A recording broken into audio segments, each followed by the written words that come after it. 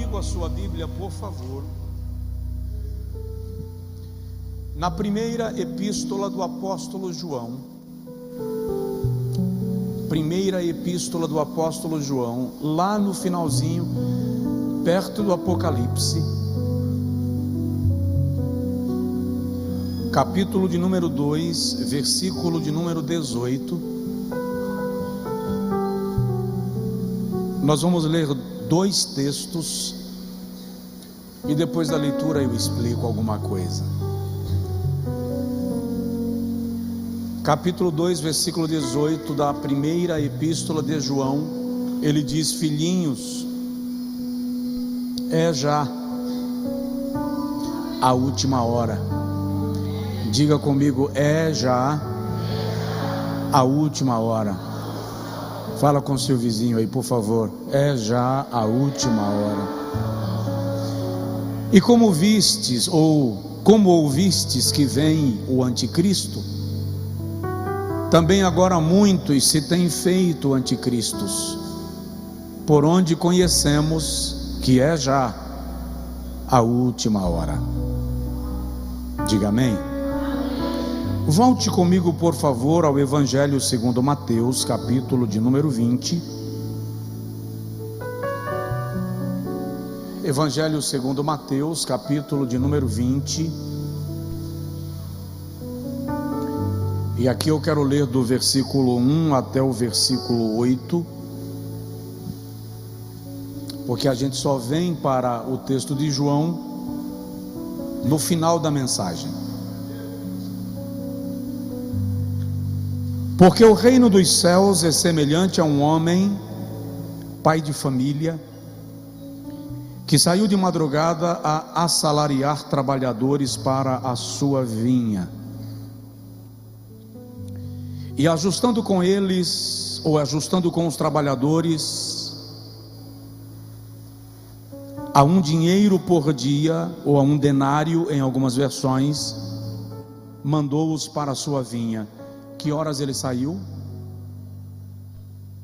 Que horas ele saiu? De madrugada. Diga comigo, de madrugada. E saindo perto da hora terceira, que horas? Hora terceira, viu outros que estavam ociosos na praça e disse-lhes: ide vós também para a vinha, e dar-vos-ei o que for justo. E eles foram. Saindo outra vez perto da hora sexta e nona, fez o mesmo. E saindo perto da hora 10ª, encontrou outros que estavam ociosos e perguntou-lhes: por que estáis ociosos todo o dia? Disseram-lhe eles: porque ninguém nos contratou, ninguém nos assalariou. Disse-lhes ele: ide vós também para a vinha e recebereis o que for justo. E aproximando-se a noite, disse o senhor da vinha ao seu mordomo: chama os trabalhadores e paga-lhes o salário, começando pelos últimos até os primeiros. Diga amém. Agora diga comigo: Senhor, eu quero entender a tua palavra. Amém. Podem sentar, meus amados. Eu quero iniciar hoje uma série de pregações que eu não sei exatamente quanto tempo vai demorar, mas eu quero falar um pouco dentro do cenário da escatologia bíblica. O que é escatologia? Na teologia cristã, escatologia é a doutrina que trata das últimas coisas, dos últimos acontecimentos, tudo aquilo que aponta para a vinda de Jesus, para os sinais da sua vinda, o que acontecerá durante e depois, quais são os episódios, estão dentro do campo da escatologia bíblica. Hoje eu vou falar um pouco de maneira panorâmica, dando uma viagem no Antigo Testamento, para que o irmão consiga entender dentro do cenário bíblico qual é o momento que nós estamos vivendo na profecia bíblica. Eu vou até incentivar o irmão, se não trouxe hoje, a partir da próxima terça, traga caneta e papel. Você vai ter algumas coisas para rabiscar, e isto vai ajudar, ou nos ajudar a compreendermos o ambiente profético e o cenário do mundo que nós estamos vivendo hoje. Você pode dizer amém? Em Mateus capítulo 20, Jesus narra uma parábola. Parábolas são histórias que retratam verdades. Nesta parábola, Jesus fala de um pai de família, e é bom lembrar, nas parábolas de Jesus, normalmente o pai de família é uma referência ao próprio Deus. Ele diz que este pai de família saiu a contratar trabalhadores para a sua vinha. No Antigo Testamento, Deus chama Israel de sua vinha. No Novo Testamento, a igreja é retratada como a vinha do Senhor. João, conhecido como o apóstolo do amor, escreve lá na epístola que nós lemos primeiro, e ele diz assim: filhinhos, é já a última hora. O termo filhinhos é muito utilizado por João, o que faz com que ele seja conhecido como apóstolo do amor. E João revela para nós que ao longo da história muitos anticristos surgiram. Aí João diz: mas vocês ouvem que há de se levantar o anticristo, por isso que eu vos digo que é já a última hora. O propósito de João no seu texto é alertar a igreja para os tempos finais da sua estada na terra. Claramente, na linguagem e na compreensão de João, a igreja já estava entrando num estado de demência espiritual acerca das coisas e dos sinais de Deus no mundo e para o mundo. O apóstolo Paulo, escrevendo aos Romanos, no capítulo de número 13, versículo de número 11, diz assim: já é hora de despertardes do sono, porque a nossa salvação está agora mais perto de nós do que quando aceitamos a fé. Paulo está falando na mesma linguagem de João, que a igreja precisa estar atenta aos sinais que apontam para a vinda do Senhor Jesus. A maioria dos cristãos dessa geração tem pouca ideia do que significa a expressão a vinda de Jesus. Na década de 80 e na década de 90, qualquer adolescente jovem sabia exatamente o que o pregador estava falando quando ele dizia: Jesus vai voltar, a vinda de Jesus está próxima. Dos anos 2000 para cá, nós mergulhamos numa ânsia pela riqueza e pela prosperidade terrena, de tal forma que a riqueza da salvação e a beleza celeste deixou de ser atrativo nas pregações, e ninguém pensa nem fala mais nisso. Mas o fato é que nós não fomos salvos para permanecer na terra, nós fomos salvos para morar no céu. O Senhor Jesus disse um dia: eu vou preparar-vos lugar, e quando eu for e vos preparar lugar, virei outra vez, e vos levarei para mim mesmo, para que onde eu estiver, estejais vós também. Isso é uma promessa do Senhor. Quando o apóstolo Paulo reuniu o conselho ministerial da igreja de Éfeso, em Atos capítulo de número 20, versículo de número 28 até o versículo 31, o apóstolo vai partir para a sua terceira viagem missionária.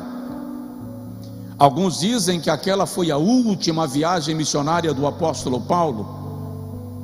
O fato é que ele, reunindo os obreiros e ministros da igreja de Éfeso, ele diz: olhai por vós mesmos, vigiai por vós mesmos, e pelo rebanho sobre o qual Deus vos constituiu ministros, para apacentardes as ovelhas que ele adquiriu com o seu próprio sangue. Porque eu sei, diz Paulo, que depois da minha partida entrarão no meio de vós lobos cruéis, que não pouparão o rebanho. E dentre vós mesmos se levantarão homens presunçosos, querendo atrair discípulos após si. Vigiai, e não vos esqueçais que por 3 anos e meio vos admoestei com lágrimas, de dia e de noite, a cada um de vós. O apóstolo está falando de uma invasão de falsos mestres, de falsos ensinos e de heresias que tomariam conta do ambiente da igreja no intuito de sequestrar a nossa fé, no intuito de cooptar a nossa esperança e mudar o nosso foco daquilo que de fato importa, que é a vinda do Senhor Jesus para nos levar à sua eterna, excelsa glória para sempre. João, então, olhando no aparelho cronológico de Deus, percebe que os sinais já denotavam que nós entraríamos no último ciclo da história, o último ciclo da igreja, e ele escreve: é já a última hora. João está dizendo: o dia já está terminando. Diga comigo: o dia já está terminando. Diga comigo: a noite já está chegando. João capítulo 9, versículo 4, Jesus diz: trabalhai enquanto é dia, para que as trevas não vos apanhem. Se eu faço um paralelo do texto de João na primeira epístola, capítulo 2, versículo 18, ora lido, com o texto de Mateus capítulo 20, que nós lemos agora, nós vamos perceber como o dia está sendo construído no plano de Deus. Jesus fala de um pai de família que saiu de madrugada a contratar trabalhadores para a sua obra, e depois ele saiu na hora terceira, e depois ele saiu na hora sexta, e depois ele saiu na hora nona, e depois ele saiu na hora 1/10, e depois da hora 1/10 ele chamou a todos para a prestação de contas. O que eu quero ver com você é como Deus começou a trabalhar na madrugada para que chegássemos neste tempo que João descreve como a última hora. Lendo Mateus capítulo de número 20, versículo 1, Jesus declara: o reino dos céus é semelhante a um homem, pai de família, que saiu de madrugada. É muito interessante lembrar que a noite dos judeus era dividida em vigílias. A noite dos judeus era dividida em 4 vigílias de 3 horas. A primeira vigília era das 18 às 21 horas. A segunda vigília das 21 horas às 0 hora. A terceira vigília das 0 hora às 3 da manhã. E a quarta vigília das 3 às 6. Isso é o que o judeu entendia como a madrugada. Todo mundo sabe que na madrugada toda a visão não é clara. Você não tem os raios solares tornando tudo muito distinto, claro e compreensível. Analisando à luz das Sagradas Escrituras, nós vamos perceber que na parábola de Jesus, a referência da madrugada faz uma ênfase ao tempo dos profetas e dos patriarcas. O Senhor conversa com Abraão na madrugada e diz: levanta os olhos e vê. Abraão levanta de madrugada para ir oferecer Isaque em Moriá. A madrugada se refere a um tempo distante de nós, em cujo tempo Deus chamou os primeiros trabalhadores para a sua obra. Quem foram? Os patriarcas e os profetas: Abraão, Isaque, Jacó, José. E os profetas que se seguiram a eles são os trabalhadores da madrugada. Eles viam os sinais, eles tinham a visitação de Deus e a revelação de Deus, mas não compreendiam o plano da redenção na sua totalidade, na sua plenitude.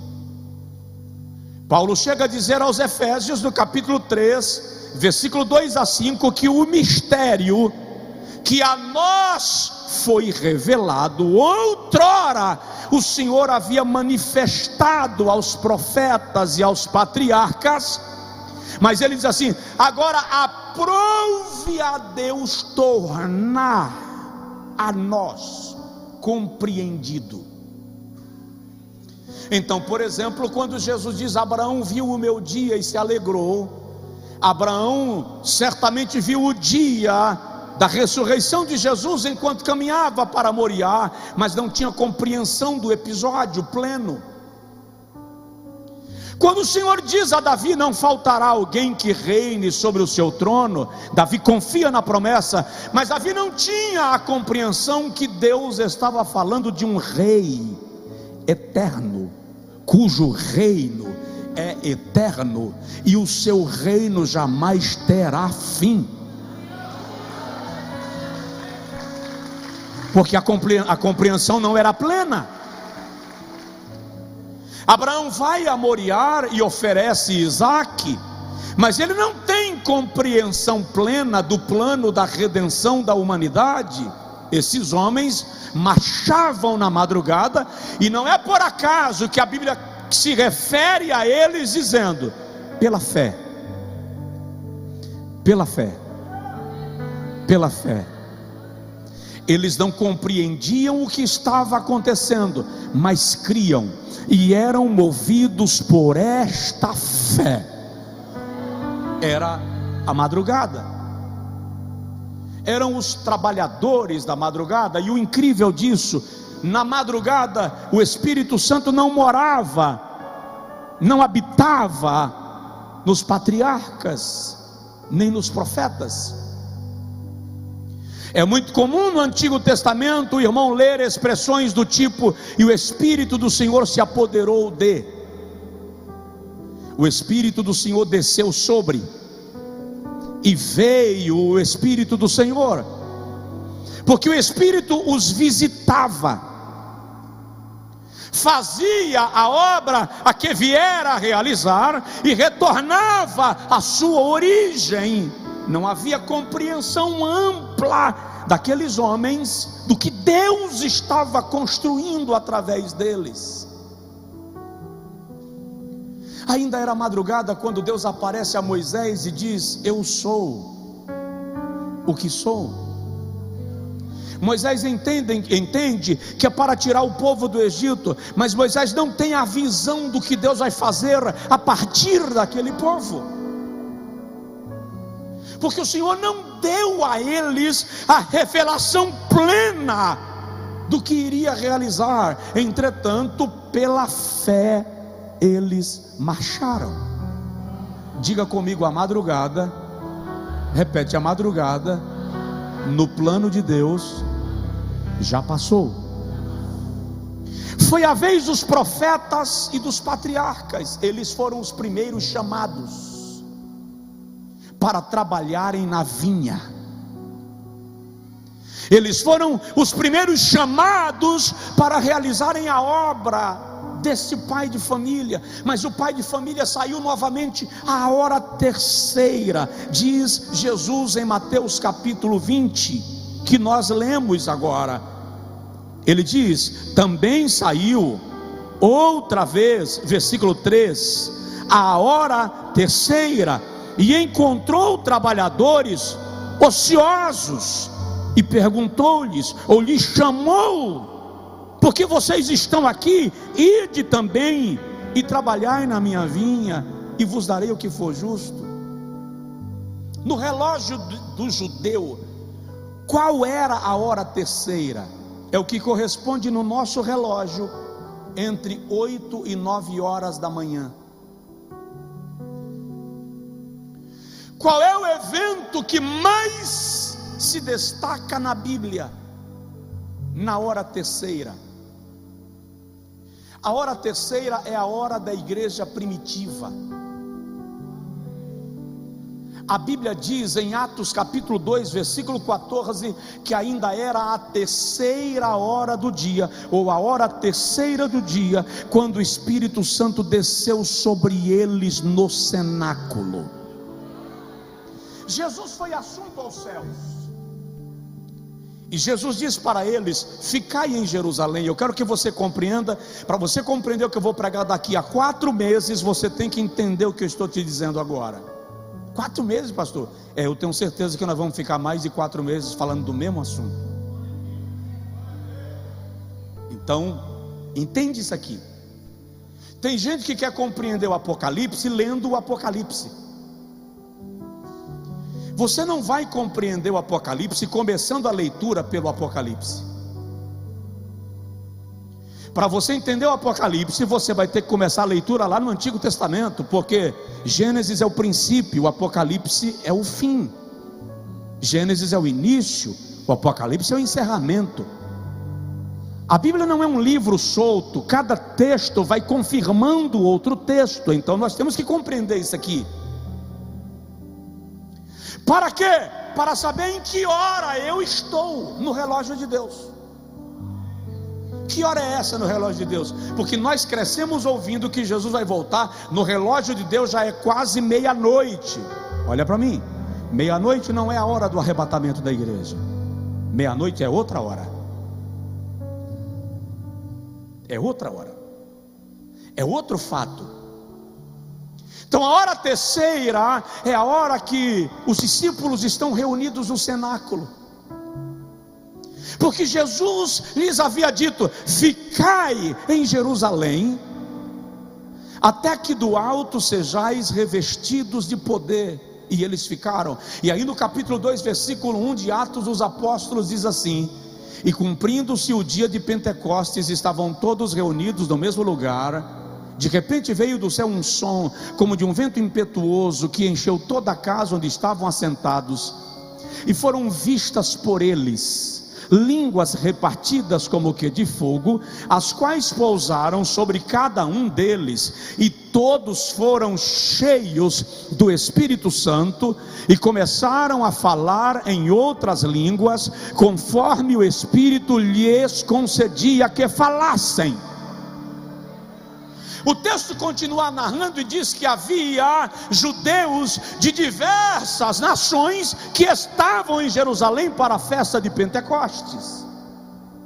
Eram judeus que haviam sido espalhados pelas nações da terra, mas que na festa da Páscoa, na festa de Pentecostes e na festa dos tabernáculos vinham a Jerusalém para comemorar as 3 principais festas religiosas de Israel.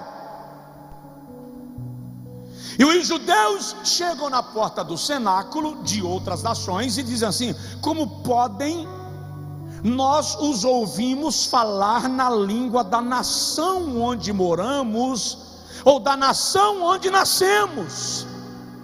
E alguém diz: estão embriagados? Pedro se levanta e diz: abre a porta do cenáculo. Eu imagino alguém dizendo: Jesus, o que é que Pedro vai fazer agora? Porque a última vez que ele se levantou, ele arrancou a orelha de um. Mas agora não é mais o Pedro do Getsêmani, agora é o Pedro do cenáculo, cheio do Espírito Santo, dominado pelo poder do Espírito Santo.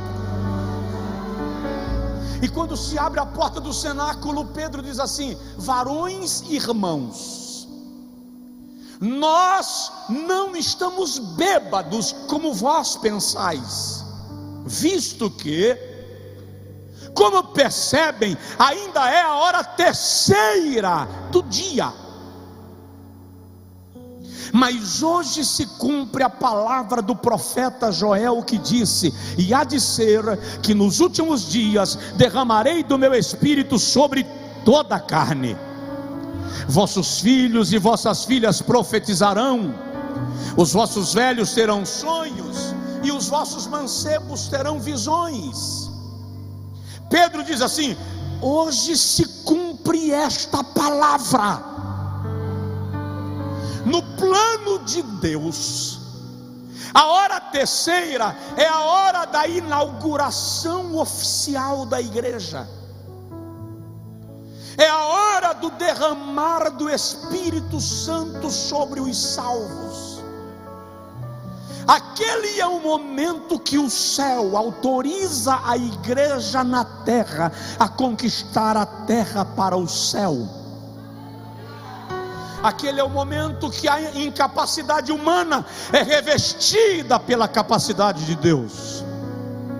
Aquele é o momento que as habilidades humanas são tomadas pelas habilidades do Espírito Santo, e os dons se manifestam sobre a igreja. E a Bíblia diz que naquele dia se converteu quase 3.000 almas. Mas não para aí. 8 anos depois do dia de Pentecostes, ainda é a hora da igreja. A Bíblia diz que enquanto Cornélio orava, aliás, os samaritanos oravam, a igreja de Jerusalém envia Pedro e João a Samaria para entender o que estava acontecendo em Samaria. O evangelho chegou em Samaria. Filipe saiu pregando o evangelho e os samaritanos se converteram. E a Bíblia diz que quando Pedro e João chegaram em Samaria e impunham as mãos sobre os novos convertidos, eles eram batizados com o Espírito Santo e falavam em línguas, e em línguas contavam as maravilhas de Deus. Aquela era a hora terceira, a hora da igreja. E é bom lembrar para os céticos e para aqueles que pensam que o derramar do Espírito Santo foi apenas para aquele tempo. Em Atos capítulo 2, versículo 39, Pedro diz assim: esta promessa se diz respeito a nós e a vós, e aos vossos filhos. Diga comigo: e aos meus filhos. Repete: e aos meus filhos. Diga comigo: os meus filhos são cheios do Espírito Santo.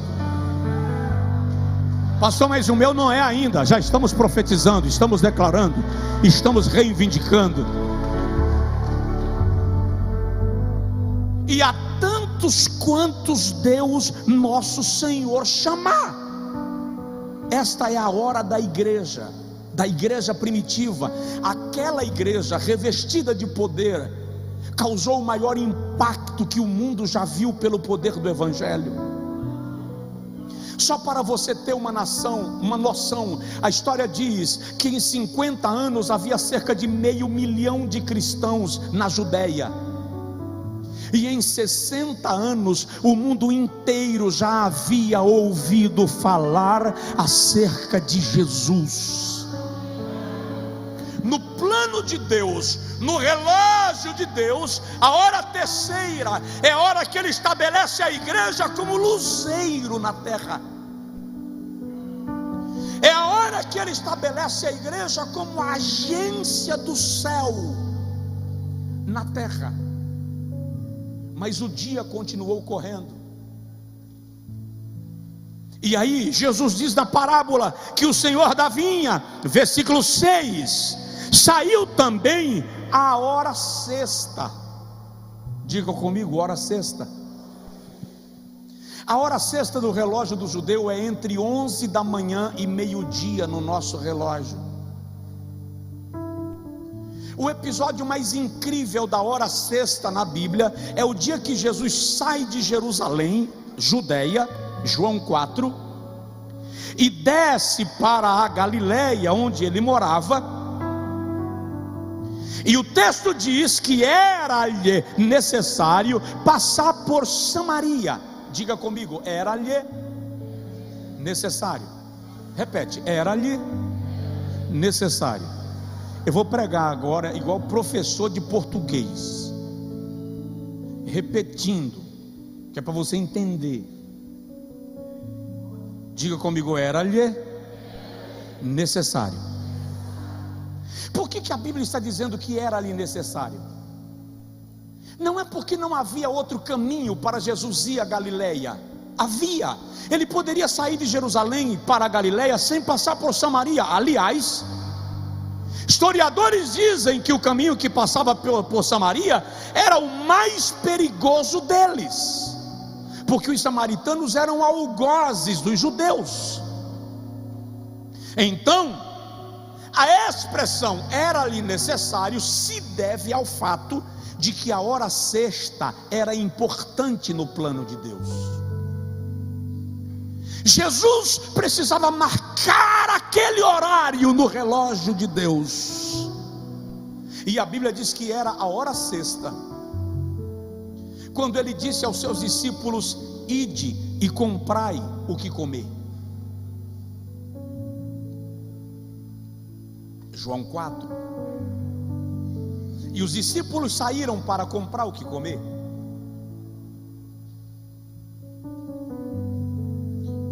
Eu estou dizendo aqui para mim, enquanto eles não aprenderem a dar glória a Deus comigo pregando devagar, eu não vou pregar rápido. Nós precisamos parar de dar glória a Deus só porque o pregador está empolgado. Recebe. Ele libera os discípulos para comprarem comida, e de repente chega uma mulher. Que horas? Que hora? Hora sexta. Quando a mulher está tirando água do poço, Jesus chega para ela e diz assim: me dá um pouco de água. Ela olha para Jesus e pergunta: como pode tu, sendo judeu, falar comigo que sou samaritana? Eu já vi alguém dizendo que a mulher está se humilhando e reconhecendo que Jesus é o Senhor. Não. Sem enfeite, sem bonequinha de lã. Na verdade havia uma guerra étnica entre judeus e samaritanos. Os judeus se sentiam casta ou etnia superior aos samaritanos, e os samaritanos, por sua vez, se sentiam casta ou etnia superior aos judeus. Então, quando a mulher olha para Jesus e diz: como é que você conversa comigo que sou samaritana? Ela está dizendo assim: como pode você, judeu inferior a mim, se dirigir uma palavra a mim? Ela está repreendendo, ela está rechaçando. Jesus olha para ela e diz assim: se tu soubesses quem é que fala contigo e te pede água, tu me pediria e eu te daria água viva. Aleluia. A mulher tenta se recompor e diz: tu não tem nem com que tirar, tu não tens nem com que tirar.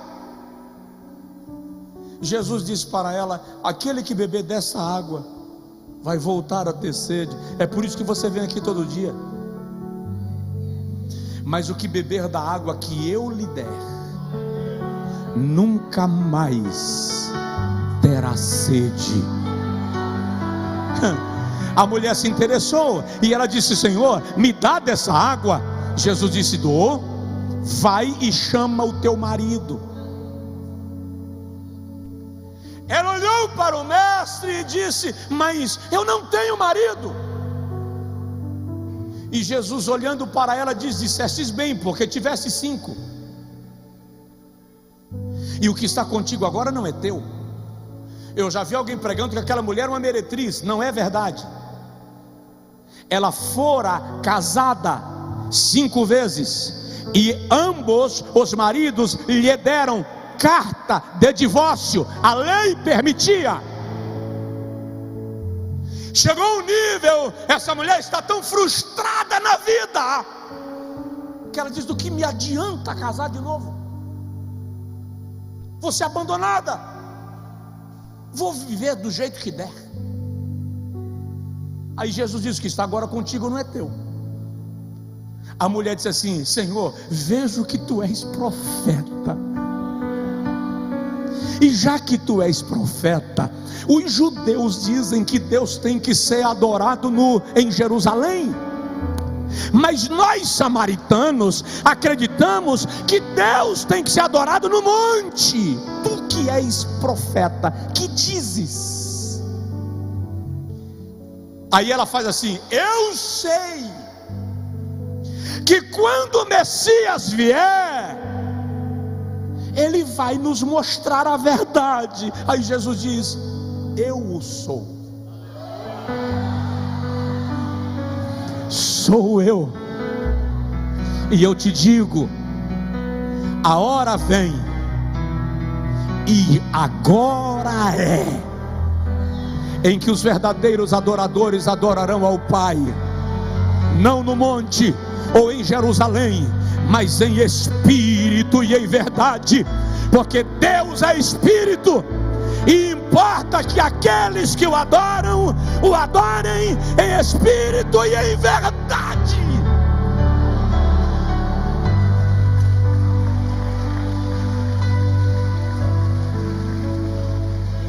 Essa é a hora sexta no relógio de Deus, e a mulher deixa o balde e corre, e chega na aldeia onde ela morava e começa a bater de porta em porta. Diz: vinde e vede, vinde e vede. Eu vou apresentar a vocês um homem que contou toda a minha vida. Não seria ele o Messias? Quando todos os samaritanos vêm subindo, Jesus chama os discípulos e diz: não dizeis vós que ainda faltam 4 meses até a ceifa? Levantai os vossos olhos e vede que os campos já estão brancos para a ceifa. No plano de Deus, a madrugada foi a hora dos patriarcas e dos profetas. A hora terceira foi a hora da igreja primitiva. A hora sexta foi a hora dos samaritanos. Esta é a hora que o Senhor invade Samaria com a graça. E isso é tão pleno que quando você lê Atos 1:8, está escrito assim: mas recebereis poder ao descer sobre vós o Espírito Santo, e ser-me-eis testemunhas tanto em Jerusalém, Atos 2, quanto em Samaria, Atos 8. O segundo povo a ser conquistado pela igreja foi o povo de Samaria. São os samaritanos o segundo grupo de pessoas da história a serem batizados com o Espírito Santo, cheios do Espírito Santo. A Bíblia diz que Pedro e João impunham as mãos sobre eles e eles ficavam cheios do Espírito. Porque a hora sexta é a hora da igreja samaritana. Mas o dia está correndo, e a Bíblia diz que aquele senhor, Mateus capítulo 20, versículo 6, eu preciso terminar, saiu também, versículo 5, saiu também a hora nona. Diga comigo: hora nona. Repete: hora nona. A hora nona, querido, é a hora dos gentios. É a hora que o evangelho perpassa o limite de Samaria e vai aos gentios. Havia um homem chamado Cornélio, Atos 10, e a Bíblia diz que ele estava orando a hora nona. A hora nona no nosso relógio corresponde a 14 às 15 horas. Enquanto Cornélio orava, Pedro também orava em Jope. Cornélio tem a visão de um anjo, e o anjo lhe diz: manda a Jope alguém buscar um varão chamado Simão Pedro, e ele vai te orientar e te dirá o que deves fazer. Enquanto isso, Pedro está lá no telhado da casa. De repente Pedro vê quando anjos descem do céu, trazendo um lençol. E sobre o lençol, quadrúpedes. E o anjo diz a Pedro: come. E Pedro diz: não, sou judeu, não posso me contaminar com animais impuros. A visão se repete, o anjo diz a Pedro: come. E Pedro diz: não posso. Eu não posso comer aquilo que Deus estabeleceu como impuro. Enquanto Pedro tem a visão, alguém chega lá embaixo e diz: é aqui que mora um varão chamado Pedro. Sim, está lá em cima orando. Eu sou servo de Cornélio, varão piedoso, homem de muitas orações e esmolas, e ele me mandou aqui buscar Simão Pedro, para que Pedro lhe oriente, porque enquanto orava ele teve uma visão do céu, e o anjo lhe disse o que ele deveria fazer. Cornélio é gentil, Pedro é judeu. Pedro coloca a capa e vai para a casa de Cornélio. Quando Pedro chega na casa de Cornélio, está toda a família de Cornélio reunida. Irmão, se eu pregar a mensagem que Pedro pregou, você não volta aqui. Pedro disse assim: vocês bem sabem, Atos 10, é só ler, eu sou judeu, vocês são gentios. Eu sou circuncidado, vocês são incircuncisos. Esse termo era impuro, imundo, sujo. Eu sou purificado e vocês são contaminados. Embora Deus tenha me dito que eu não devo chamar de impuro aquilo que Ele santificou. Irmão, a Bíblia diz assim, Atos 10, 44, enquanto Pedro ainda falava, olha só, enquanto Pedro ainda falava, diga comigo, enquanto Pedro ainda falava. Olha só, a Bíblia diz assim: caiu o Espírito Santo no meio deles. Essa é a única vez na Bíblia que você vai ler a expressão o Espírito Santo caiu. Em todos os outros textos o Espírito Santo desce, o Espírito Santo se manifesta, mas na casa de Cornélio o Espírito Santo caiu. É como se enquanto Pedro está pregando, eu imagino o Espírito Santo dizendo assim: não, Pedro, não é isso, Pedro, ele está cheio de poder, mas não se livrou ainda do judaísmo, da religiosidade. E o Espírito Santo diz assim: eu vou interromper. E o Espírito Santo entra no meio da pregação de Pedro e cai sobre os irmãos que estão na casa de Cornélio. Aí a Bíblia diz que eles foram cheios do Espírito Santo. E cheios do Espírito Santo, eles falavam as maravilhas de Deus. Agora, sabe o que é incrível na estratégia divina? O que é incrível na estratégia divina é que o que Paulo se tornou deveria ter sido Pedro. Jesus diz assim: eu te darei as chaves. Pedro teve a chance na casa de Cornélio de ser o pregador aos gentios. Mas presta atenção, isso aqui é muito forte. Muitas vezes a nossa mente limita o que Deus quer fazer através de nós. Pedro não teve condição de compreender que o Evangelho não era só para os judeus, o Evangelho era para o mundo. Enquanto Pedro está pregando na casa de Cornélio, dizendo: não é lícito para mim, judeu, me misturar com vocês que são gentios. Entrando em Damasco, Deus está se encontrando com um tal Saulo. Derruba Saulo do cavalo, Atos 26. Deixa Saulo cego. E em Atos capítulo 9, o Senhor diz a Ananias: vai à rua chamada direita e ora por um varão chamado Saulo, porque ele está orando agora, e eu quero que você vá lá e ore por ele, para que ele fique são. Ananias disse: vou nada. O senhor sabe que esse Saulo é gente ruim? O senhor tem ouvido o que ele tem feito com o teu povo em toda a terra? Olha o que Jeová diz: Ananias, vai, porque para mim ele é vaso escolhido. Eu lhe mostrarei o quanto convém padecer pelo meu nome. Olha só, eu o enviarei aos gentios.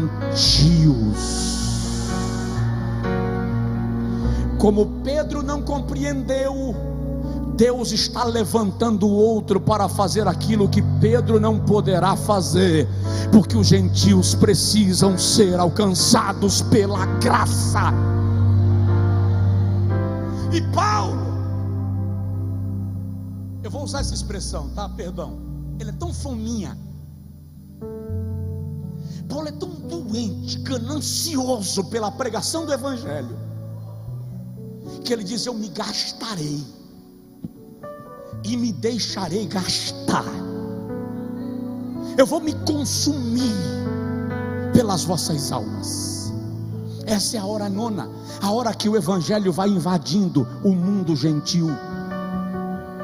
Irmãos, nós devemos muito à percepção e sensibilidade desse tal Paulo. Em Atos capítulo 16, já vou para a hora undécima. Em Atos capítulo 16, o próprio Lucas escreve que eles estavam programando viagem para uma região do mundo, versículo 6, passando pela Frígia e pela província da Galácia. Foram impedidos, diga comigo, impedidos, não, fala, impedidos pelo Espírito Santo de anunciar o evangelho. Ei, peraí. O Espírito Santo impediu eles pregarem o evangelho? Qualquer um de nós diria: é o diabo. Paulo entende que é o Espírito Santo que não quer que ele vá para a Ásia. Versículo 7: e quando chegaram a Mísia, tentavam ir para a Bitínia, mas o Espírito Santo também não lhes permitiu. E tendo passado por Mísia, desceram para Troade. Olha cá, presta atenção nisso. Isso aqui tem teu nome. Seu nome está aqui. Eles queriam ir para a Ásia, o Senhor não deixou. Eles queriam ir para o norte da África, o Senhor não deixou. À noite Paulo está dormindo e aparece um varão e diz assim: passa a Macedônia e ajuda-nos. Paulo desiste de ir para a Ásia e para o norte da África e vem para a Europa. Onde é que está meu nome aqui, pastor? O evangelho encheu a Europa e desceu para a América, e da América do Norte veio aqui para o canto do mapa mundi e chegou no Brasil. Só chegou aqui porque lá atrás, em Troade, alguém entendeu que a hora nona era a hora dos gentios. É o dia de Deus, é o plano de Deus. Provoca seu vizinho, fala com ele assim: você estava no plano.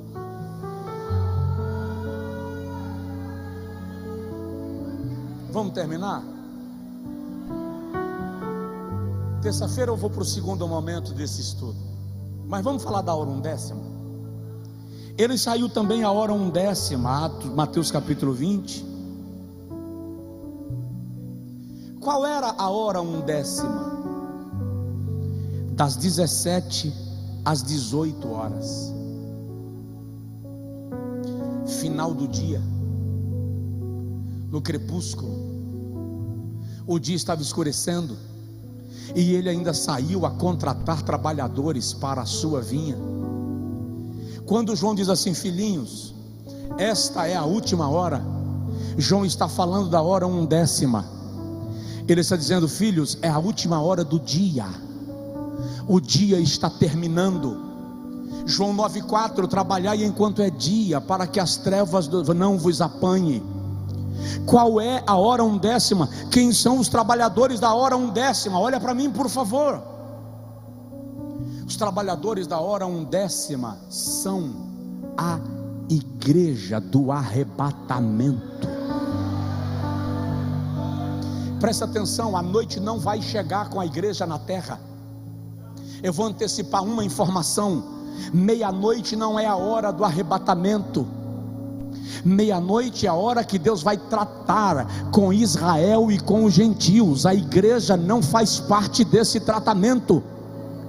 O que isso significa? Segura lá: a igreja será arrebatada antes que a noite chegue. Não entendi, pastor, vou explicar. A igreja será arrebatada antes que o anticristo coloque a testa na tela.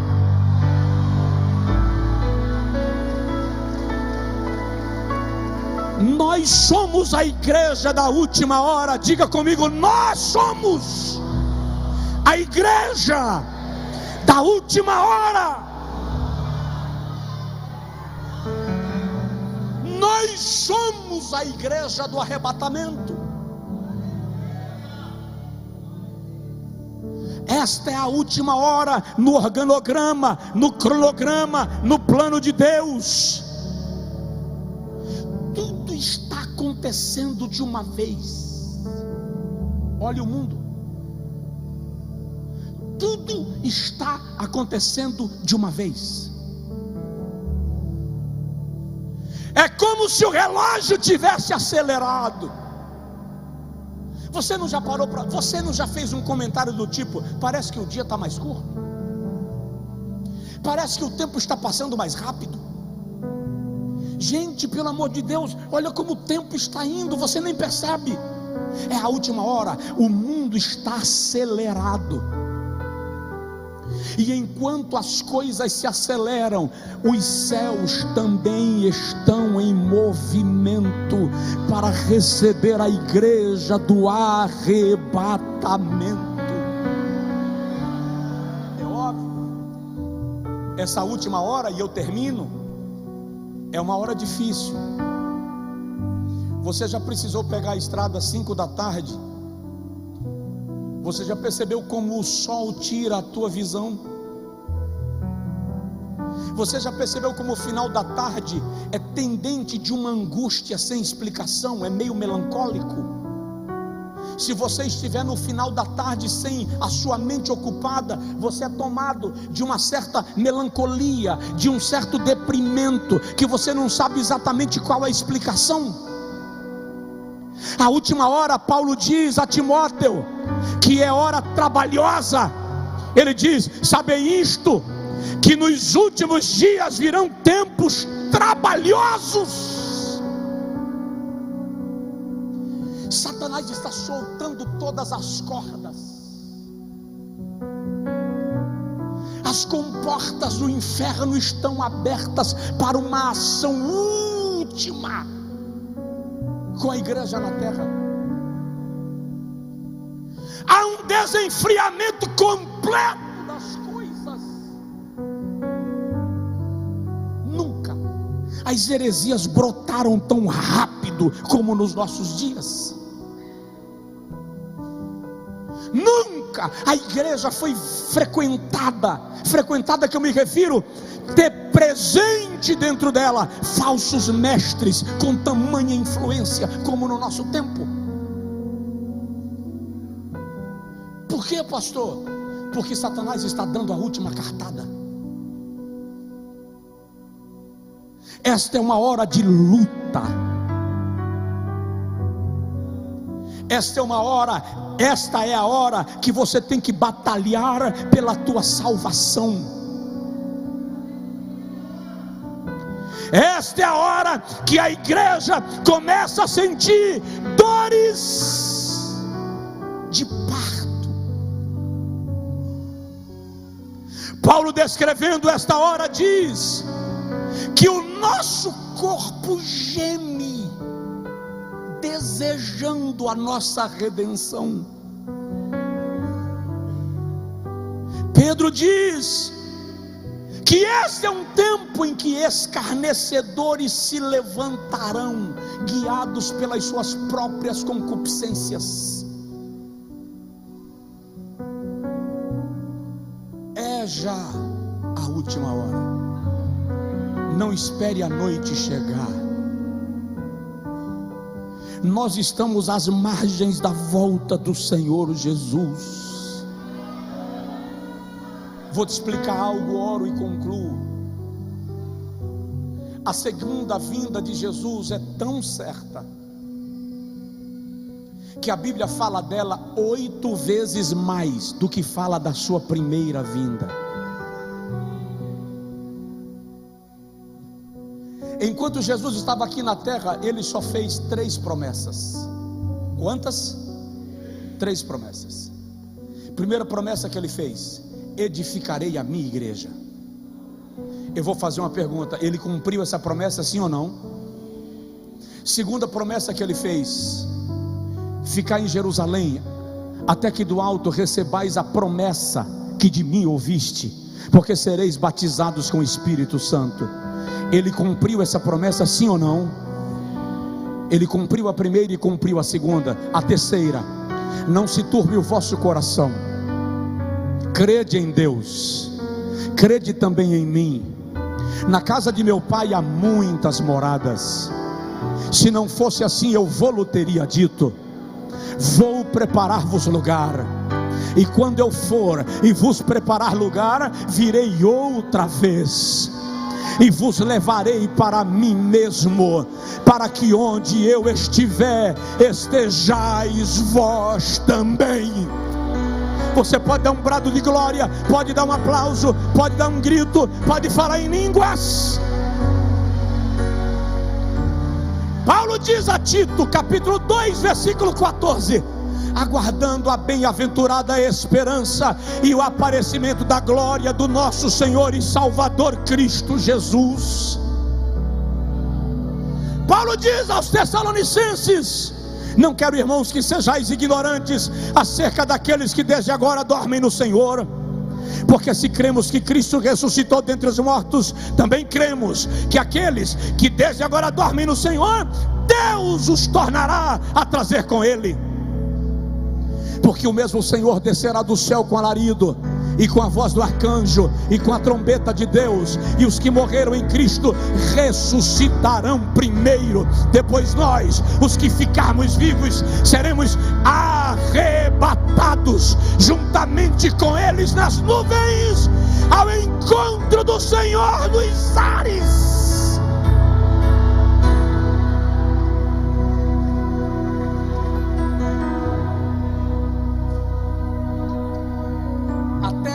Não é o lugar da igreja. A terra não é o lugar da igreja. O lugar da igreja é o céu. Esta é a última hora. Esta é a hora 1/10. Não brinque com a sua alma. Diga comigo assim, ó: quero ver você no céu. Quero ver você no céu. Eu quero orar contigo agora. Próxima terça nós vamos continuar sobre esse assunto. Você já entendeu a hora que nós estamos vivendo, não já? Já entendeu qual é a hora do relógio que nós estamos? É fim do dia. A noite está chegando. É por isso que Satanás está querendo te pegar no laço a qualquer custo. E é por isso que Deus está te alertando todos Jeremias e dizendo: não pisa no laço que é a armadilha, não há tempo para escapar. Ore comigo e diga para o Senhor: que o teu Espírito me prepare, que o teu Espírito me conduza, que o teu Espírito me santifique. Senhor, nós oramos e pedimos,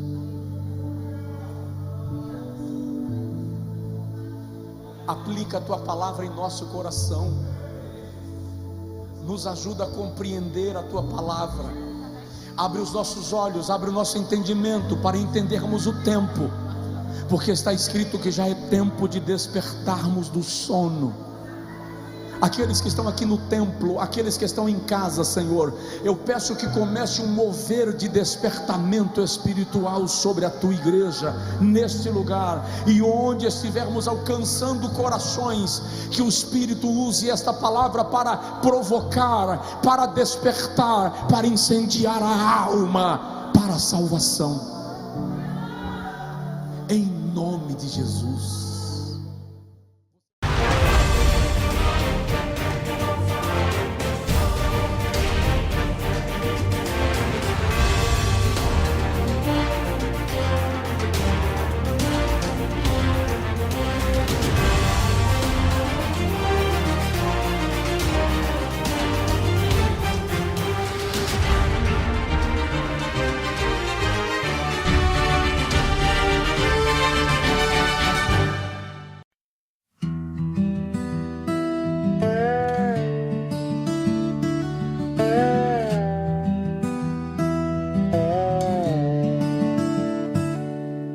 Midnight hums beneath the window glass. The tracks are singing stories from the past. Moonlight paints the carriage in a glow, revealing every place I used to know. And as the fields go rushing by, feel the echoes rising in the night. On this moonlit memory train I ride, watching all my shadows fall behind. Every mile rewrites the way I feel, turning faded moments into something real. On this moonlit memory train tonight, find the parts of me I left in time.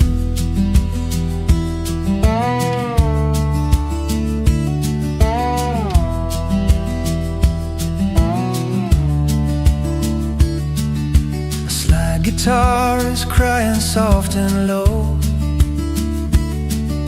a tender sound that only truth can show. The rhythm of the wheels beneath my feet keeps time with every heartbeat I repeat.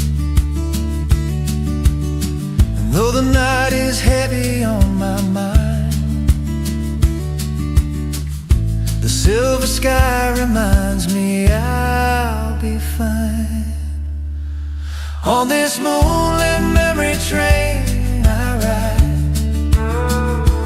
watching all my shadows fall behind.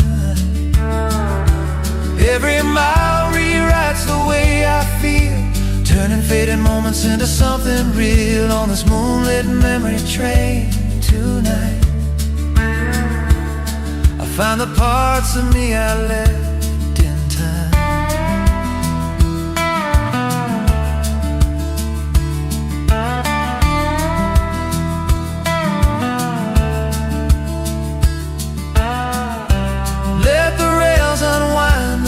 I've kept, let the moon restore what I forget.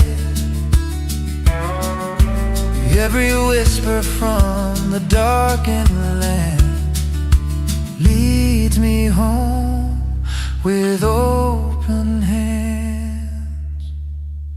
On this moonlit memory train I ride,